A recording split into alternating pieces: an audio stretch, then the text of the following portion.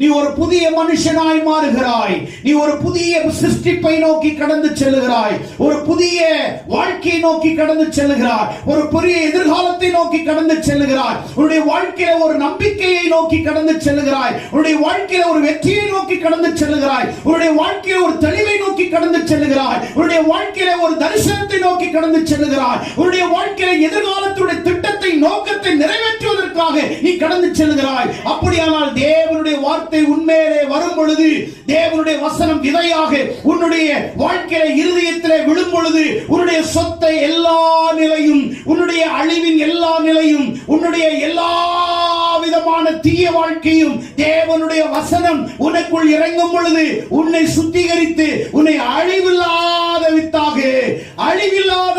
உன்னை ஆண்டவர் ஜெனிப்பிக்கிறார். கரங்களை தட்டி ஆண்டவர்